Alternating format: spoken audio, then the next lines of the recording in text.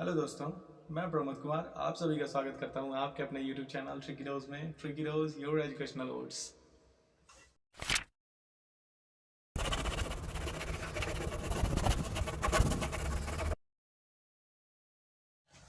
तो दोस्तों, आज हम बात करेंगे एटमॉस्फेयर वायुमंडल के बारे में। हमारे पृथ्वी के चारों ओर जो हवा या वायुमंडलीय जो भी चीज़ें हैं, उस जो भी गैसेस के मिश्रण से बने हुए जो भी लेयर हैं, उनको हम वायुमंडल यानी एटमॉस्फेयर कहते हैं। इसका मिक्सअप कुछ अलग अलग प्रकार के गैसों से बना हुआ है, जिसमें mainly nitrogen, oxygen, argon, carbon dioxide इनका योगदान है। नाइट्रोजन की बात करें तो वो 78% है। देन ऑक्सीजन की बात करें तो वो 21% है। आर्गन, CO2, नियॉन, हीलियम ये सब बहुत ही कम मात्रा में होते हैं। इनकी बातें आगे करेंगे, लेकिन उससे पहले जान लें कि एटमॉस्फेयर वायुमंडल में क्या क्या चीज़ें हैं। जैसा कि हम बताएं कि ये सारे गैसेस जो हैं हमारे पृथ्वी के गुरुत्वाकर्षण बल की वजह से ही एक जगह हम लोगों की तरफ खिंचे हुए हैं। जिस तरह से हम मनुष्य प्राणी ज़मीन पर बने धरातल पर ठीक से अपने गुरुत्वाकर्षण बल की वजह से टिके हुए हैं, उसी तरह से ये वायुमंडल भी हमारे पृथ्वी के चारों बगल एक गुरुत्वाकर्षण बल की वजह से बना हुआ है। फिर बता दें, इनके इनके वायुमंडल का होना ना होना भी प्रभावित कर सकता है। जैसे वायुमंडल अगर है तो इससे क्या होता है कि जो सूर्य की किरणें हैं या फिर किसी और प्रकार की एनर्जी जो है वो डायरेक्ट हमारे पृथ्वी पर नहीं आ सकती है, और हमारे पृथ्वी से जो निकली हुई किरणें या फिर कोई एनर्जीज हैं या फिर वेव्स हैं, वो चीज़ बाहर नहीं जा सकती हैं वायुमंडल के। ऐसा होने से हमारे पृथ्वी पर का जो तापमान है वो 15 डिग्री सेल्सियस, एवरेज जो माना गया है वो 15 डिग्री सेल्सियस तक फिक्स है। एवरेज जो है वो चीज़ बना रहता है, फिक्स नहीं कहेंगे, बना रहता है। ये इसके होने की वजह से ऐसा होता है। अब बात करते हैं इन लेयरों में जो अलग अलग गैसेस हैं, उसमें कार्बन डाइऑक्साइड सबसे भारी गैस होता है। कार्बन डाइऑक्साइड जो गैस है वो पृथ्वी के धरातल यानी जो हम लोग जहाँ पर हैं उससे नीचे, यानी जो लेयर्स हैं उनके सबसे निचले हिस्से में कार्बन डाइऑक्साइड होता है, क्योंकि वो सबसे भारी गैस है।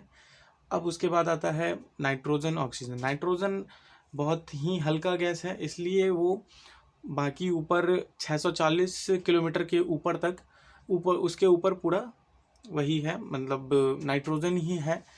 उसके अंदर भी है पर ज़्यादा मात्रा में ऊपर ही है। अब बात करना, वातावरण में कुछ चीज़ें और भी हैं, जैसे एयर ड्रॉपलेट्स, जो कि हम लोग वाष्पीकरण के बाद देखते हैं कि पानी की मात्रा जो कि होती है वो वातावरण में विद्यमान होती है। फिर से धूल कण होते हैं। धूल कण का भी अपना एक काम होता है, जो जो सूर्य की किरणें ऊपर से आ रही हैं सूर्य से, वो उसमें स्कैटर्ड होकर के स्कैटर्ड होती हैं, उससे टकराती हैं, जिस कारण से हम लोगों को आसमान नीला दिखता है। ये वजह है आसमान के नीला दिखने का, जो कि धूल कण की वजह से होती है। तो चलिए अब बात करते हैं जो इसमें गैसेस वगैरह हैं उसके बारे में बात करते हैं नाइट्रोजन की। तो नाइट्रोजन सबसे ज़्यादा है, 78% है।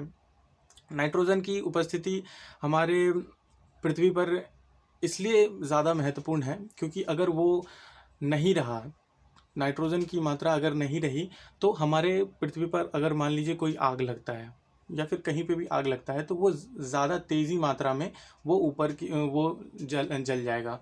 मतलब वो आग लगने से ज़्यादा तेज़ी ना हो, ज़्यादा तेज़ तरीके से ना जले, तो इसका काम करता है नाइट्रोजन। नाइट्रोजन का कोई कलर या कोई स्वाद या फिर कोई स्मेल इसका कुछ नहीं होता है। इसके इसके जो ये कहाँ तक है तो ये बता दें आपको कि 128 किलोमीटर तक नाइट्रोजन है। नाइट्रोजन जो कि 78% है, और ये आपको 128 किलोमीटर तक फैला हुआ है।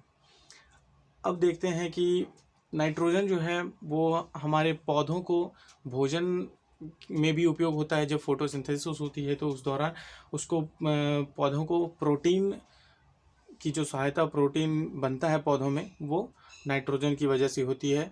और बात करते हैं अब दूसरे O2 ऑक्सीजन के बारे में। ऑक्सीजन तो आप लोग जानते ही होंगे कि ऑक्सीजन क्या है। ऑक्सीजन मतलब जीवन, ऑक्सीजन मतलब सब कुछ। ऑक्सीजन नहीं है तो हम नहीं हैं, जीव जंतु नहीं हैं, पेड़ पौधे तो रहेंगे पर वो भी एक टाइम पे खत्म हो जाएंगे, क्योंकि ऑक्सीजन, अगर कार्बन डाइऑक्साइड की मात्रा भी कम होती है तो पेड़ पौधों के लिए नुकसानदायक होता है, क्योंकि कार्बन डाइऑक्साइड, पौधे जो होते हैं वो कार्बन डाइऑक्साइड ही ग्रहण करते हैं और ऑक्सीजन रिलीज करते हैं, जिससे कि हम लोग जीवित हैं। तो हम सब एक दूसरे पे डिपेंडेंट हैं। अब ऑक्सीजन की बात करें, O2 ऑक्सीजन, ऑक्सीजन की बात करें तो ये आपको 21% है और ये करीब 64 किलोमीटर तक आपको मिलेगा। उसके बाद ऊपर इसकी मात्रा बहुत कम हो जाती है, लेस अमाउंट।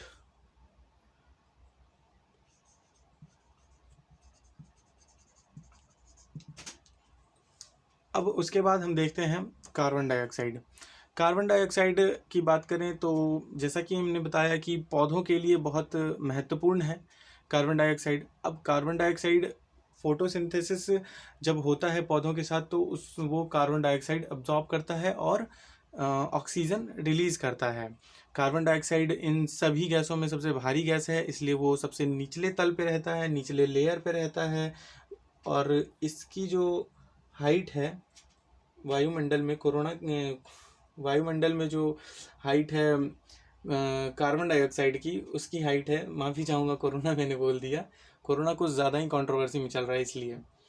तो कोरोना कार्बन डाइऑक्साइड की बात करें तो वो 32 किलोमीटर तक आपको मिलेगा।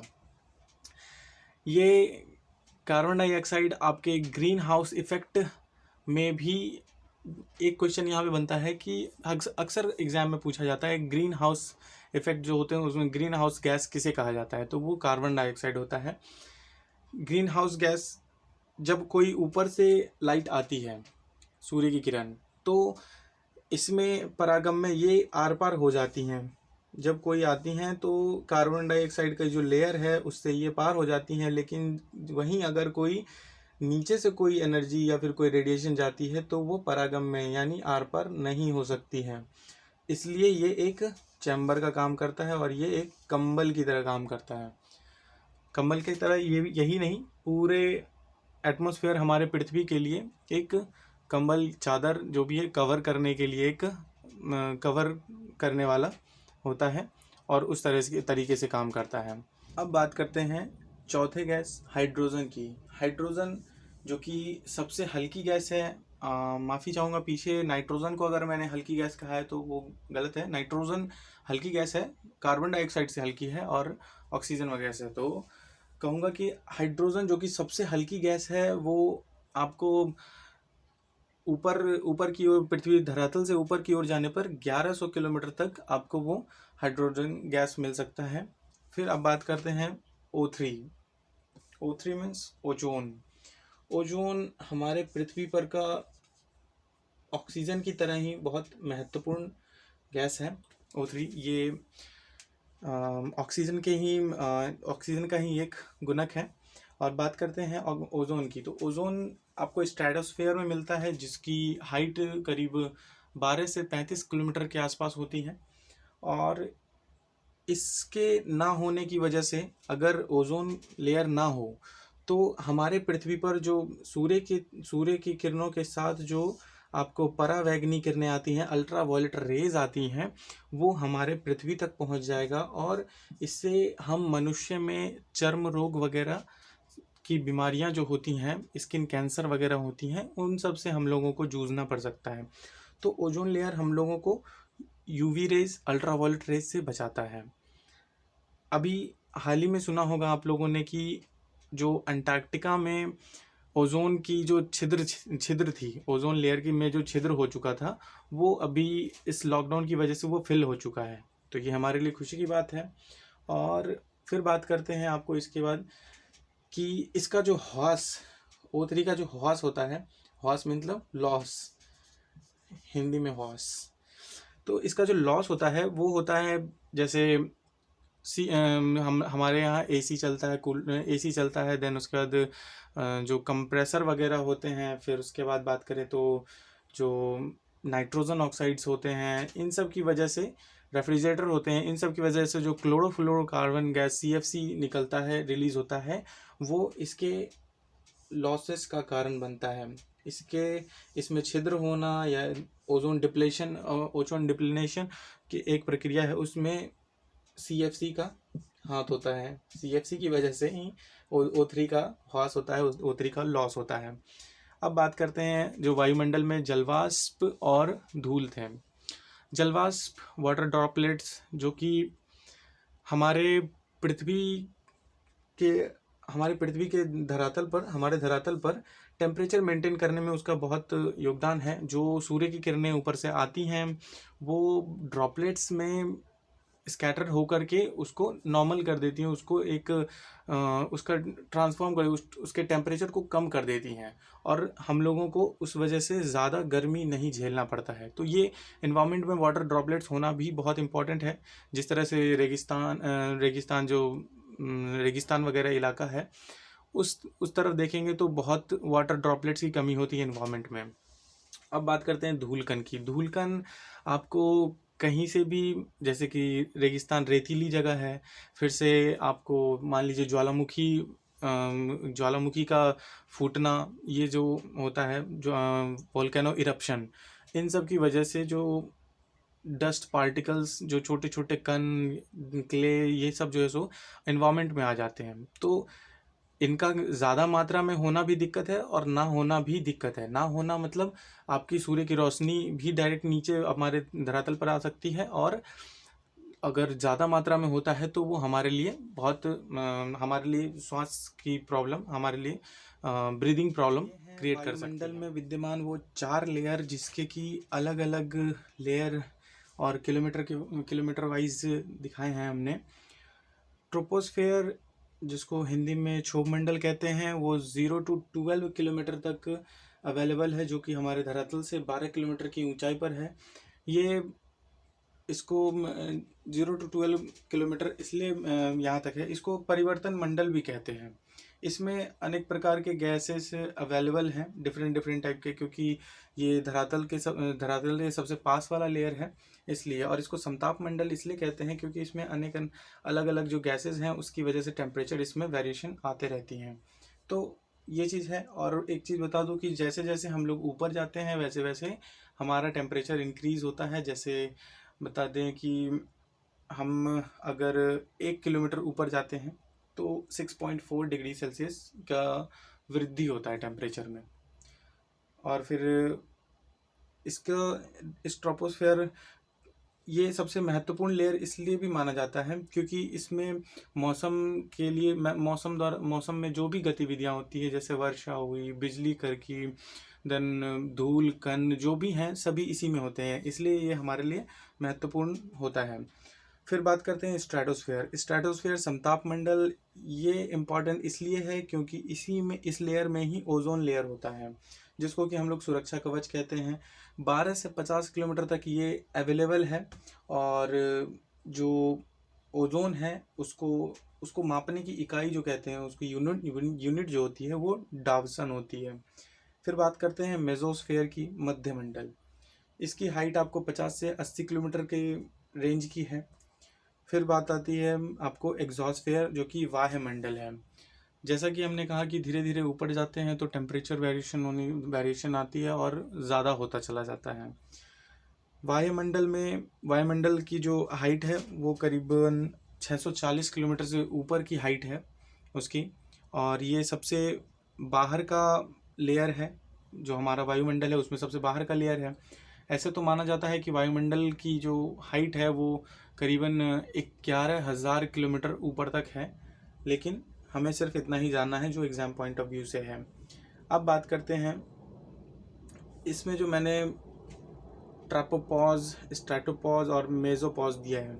अभी मैंने जो पिछले क्लास में आपको क्रस्ट मेंटल कोर के बारे में बताया था, उसमें मैंने डिसकंटिन्यूटी बताया था, डिसकंटिन्यूटी के बारे में। तो वैसे ही समझ लीजिए इसको कि ये भी डिसकंटिन्यूटी है।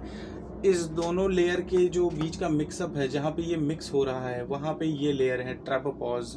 और स्ट्रेटोस्फेयर मेसोस्फेयर के मिक्सअप का स्ट्रेटोपॉज है। मेसोस्फेयर एक्सोस्फेयर के मिक्सअप जहाँ हो रही है, जहाँ पे उसके लेयर चेंजेस हो रहे हैं, उसको मेसोपॉज कहते हैं। तो दोस्तों, एटमॉस्फेयर के बारे में बेसिक जो भी नीड है वो चीज़ हमने आपको बता दिया, एग्ज़ाम पॉइंट ऑफ व्यू से हो या फिर एक साधारणतः जानने के रूप से हो।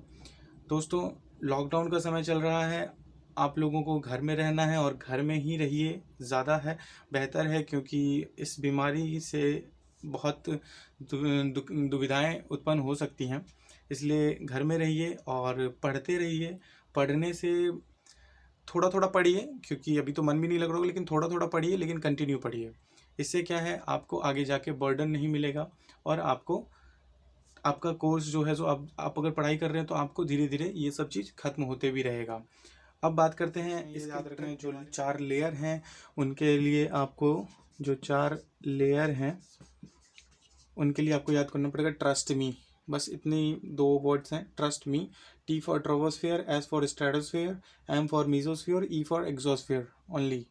देन उसके बाद आप बात करते हैं जो गैसेस हैं, उसमें आप बोलिएगा नो एसी। जो हमारे वातावरण में एक ओजोन लेयर है, आप नॉर्मली याद करेंगे इस ओजोन लेयर किससे ख़राब होता है, जो एसी चलाते हैं उससे होता है। तो मतलब हम no AC, no AC, N2O2 ArCO2, nitrogen, oxygen, argon, carbon dioxide. चलिए दोस्तों, ये था ट्रिक आपका। और आपने अगर सब्सक्राइब नहीं किया हमारे चैनल को तो सब्सक्राइब कीजिए, शेयर कीजिए, लाइक कीजिए और अपने कमेंट्स ज़रूर कीजिए, ताकि हमें पता चले कि हमारी कमियां कहाँ पे हैं और हमें कहाँ इम्प्रूवमेंट लानी है खुद में। तो ज़रूर से ज़रूर कमेंट करें, शेयर करें, लाइक करें, सब्सक्राइब करें। Thank you so much.